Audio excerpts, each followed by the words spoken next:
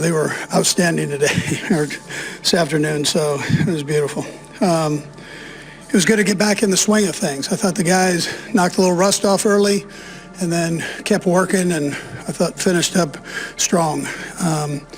I thought our defense did an outstanding job. George led us with 3 sacks, but there were 8 team sacks overall, and that doesn't normally happen against a great offense like they've got. So my hat goes off to Spags as the plan he had, and then again the players for executing it. Justin led us with in tackles, and McDuffie had the 3 pass breakups that were tremendous too to go with it. Offensively, you probably need to start with Trev with 7 catches for 117 yards, a touchdown, and he just, that's why he's the greatest tight end there's been. So Kareem, I'm trying to read my notes here. Kareem was 7 for 40 for 1 touchdown, and then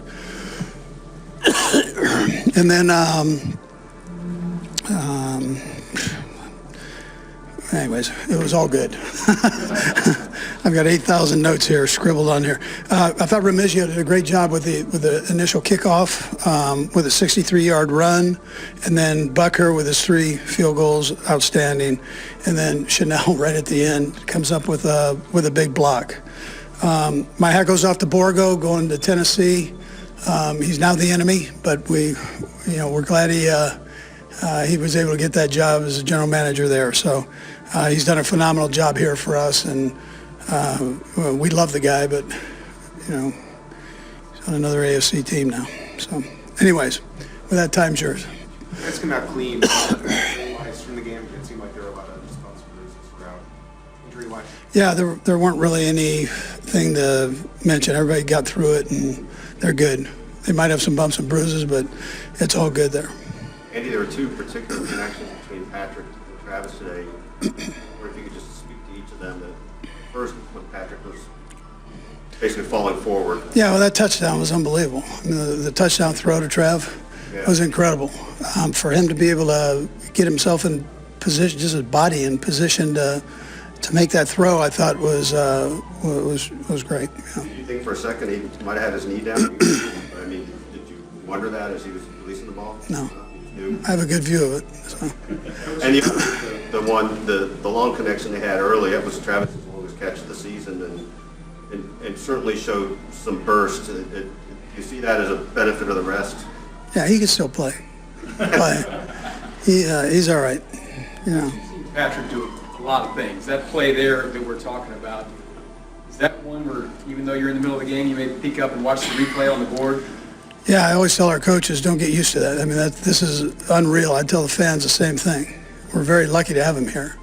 And the stuff he's doing just doesn't happen. That's why he's the greatest at doing what he's done in a relatively young career here. So, I thought Nagy did a nice job of putting the guys in position to have some real nice plays, too. And then I should have mentioned Dave Tobe in there, too. Dave did a good job with the special teams. And Kareem got his first chance to have a playoff game with you guys again. Looks like he had a pretty good first. How happy are you for what he's been able to do here in this? Yeah, listen, he's been great for us. He's really helped, and he ran hard today. And when we needed him right down the stretch there, we just handed it to him. And that's not taking anything away from Pacheco, because he's doing a nice job too. To have both of them, plus P. Ryan going in on 3rd downs and doing what he does, it's a nice thing to have from a coaching standpoint. You guys were going back and forth with Thuney throughout the week. What made you go with Thuney? Yeah, so just with the complexity of the playoffs with different looks and the defenses, I think Joe and Kellyan have been here. That's not taking anything away from DJ, because he's done a great job of working himself in. And we literally rotate him at practice. So I think everybody's got confidence in him. It's just the part that you got to start somebody. You can only have 5 of them, right? So. And first off, Congratulations on making the 300-win club. What thank does you. that mean to you personally? Yeah, a lot of people go into that. So, it's not, I joke the guys that, you get a couple more, you might be able to equal my weight. So, and it looks like you're a forktarian too. So I'm with you. You can roll with me. Coach, it seemed like a pretty hard-fought win for the team. Can you maybe share any of your message to the team in the locker room after the game? Yeah, I'm proud of them for what they've done. This isn't an easy thing. That's a good football team. D'Amico's done a phenomenal job with that team. I had him as a player. Now I get to see him as a coach, and he's doing great things, as a coach. So a ton of respect for him and what he's done. But that's a good football team. Phenomenal defense that they've got. So I'm proud of our guys for how they handled it. And we knocked a little rust off. Everybody stayed positive and with each other and that whole bit. And here we sit with a championship game. I mean, we're humbled to be in that position. And fortunate, we appreciate that we're right here at Arrowhead. So. Just back to the 8 sacks. I mean, I know Spag's game plan, but what stands out to you about why that worked that way? Yeah. Well, the scheme, he's got a tremendous scheme, and it's complicated. So they had to deal with that. The other part is, the players playing the way they are. I mean, Brett's done a nice job of bringing guys in on both sides of the ball for us. I mean, we were this close on the offensive side, and the defense probably could have had a couple more even, so where he escaped out of the pocket. But the plan was right for who we were facing, and I thought Spags really did a nice job with that. On that same to make those big plays in the second half when you really kind of need them in those momentum spots. Why do you figure that is that it just they make them at the big times? Yeah, they're good players that love to play the game. I mean, that's we're sitting here. It's that time of the year, and guys stepped up and did a nice job. And Spags puts them in position to be able to do that, and then they take advantage of it. That's how that goes. Okay, good. Thank you. Yeah, no, I had to. I knew I was going to have to buy a little time. We were at 3rd and long in the red zone, but we had talked about that exact play, and we just had to. Trev had to get over that linebacker, so I had to buy a little bit of time. So I stepped up in the pocket, was able to get enough on it to get in the end zone, and I mean that was a big play in the game, and we needed to kind of get in that end zone after that long drive that they had. How did you get enough on it? Because it looked like you were basically face planting as you let go of the ball.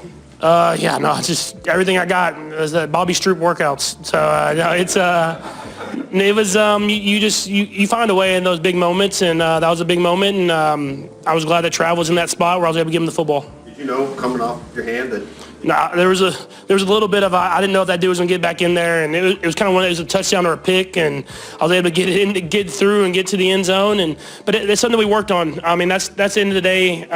We worked on that play and that situation, 3rd and long, and we were able to do that. What did you think of Travis after the catch on the 49 play? I told Carson, I said that those tackles that tackle him in the regular season don't tackle him in the playoffs, and he did a good job. He caught the ball, he got off the tackle, broke another tackle, and then hit it down the field, and he was trying to get the knees up, but I was glad he got us close enough that we were able to get in the end zone. Just from him being able to get that open. Yeah, it was. They brought the safety on the pressure, and once they did that, I know he was one-on-one with a linebacker, and so those are those matchups you look for. And they kind of try to zone it off, and he just got right in the window, right behind the linebackers, and that's what he's done for his entire career. How do you explain Kelsey's ability to elevate usually every playoff season? Yeah, I mean, it's simple. I mean, people say it's real. It's big-time players make big-time plays in big-time games, and that's just how simple it is. And he's one of those guys. He doesn't let the moment be bigger than what it is. He just goes out there and execute at a high level, just like he does in the regular season. He just does that a little bit higher intensity. After that 3-week break that you had and some of the other guys had, I'm sure that benefited everybody, including you, but how much do you think that helped Travis? Yeah, I think it helped Trav a ton. I mean, just because he's an older guy. I mean, and he plays a very, very tough position on the body. So when you're able to get some weeks off and kind of get your body reset, and he's not. It's not like he's just sitting on the couch. I mean, he's working out and kind of just taking those reps off. And so for him, it's just been getting himself ready to go. We've been practicing. We've been working at practice, and then we go out there and he plays fast and takes his game to a new level. You see any difference in him, his demeanor, his focus, whatever it might be, playoff week? Yeah, it's playoff Trav. I mean, he's a leader, man, and this is what he lives for, is playing in these moments, having the chance to make big-time plays, and he goes out there and does that, and it seems like he does it every single playoff game. Patrick, it strikes me in this moment that when you first made the AFC Championship game, you didn't have children. 7 years, 7 consecutive AFC Championships. What do you appreciate most about this particular run and getting another opportunity to have one game towards the Super Bowl? Yeah, I know. It's been a special run. I mean, just with everybody here in Kansas City, from the organization to the community, from the team, and from my family. And I just try to cherish that. I mean, I still remember moments from the World Series my dad played when I was 5 years old. So these are moments that I'll have with my family for the rest of my life. And it's a growing family. Hopefully we're done growing for a little while. But it's cool that I'm able to play in these big games. And the Kansas City community has brought me in to be a part of their family. We'll go across here to Sam. Go ahead. Patrick, just wondering if you could analyze the early part of the game and also just how effective or how much has it been affect just the ability to Kind of is what it is. I mean, the one throw down the sideline to Hollywood probably got it a little bit, but I feel like that's an advantage at Arrowhead, is having the elements, having the cold. And I've always said I want to be the best thrower of the football out there. I mean, I thought CJ played good though, so I mean he was spinning there as well. But that's what Arrowhead is special, is that you get the wind, you get the cold, and you get the freezing temps, and then you go out there and you just try to go out there and execute at a high level. And I feel like it's an advantage for us. And so we'll try to carry that on into this next game.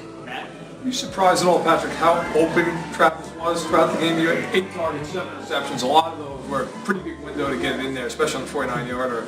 Was that something schematically you felt like you were able to take advantage of, or was it just what was presented and were you a little surprised by it? I think it helps when you have 1 and 5, that speed and D-Hop out there. I mean, when you have those weapons out there, it's hard for defenses to kind of account for everybody. And so they were playing some shell coverages over the top. If you think about the play that Trav has the big catch on, the play before we almost hit Hollywood for like a 60, 70-yard play or whatever it was. And I think that scares teams where they're like, we can't just focus all our attention on Travis. And if they do, I have to continue to shoot those balls down the field to those fast guys and let them make plays. And that's kind of the battle you have with the defense.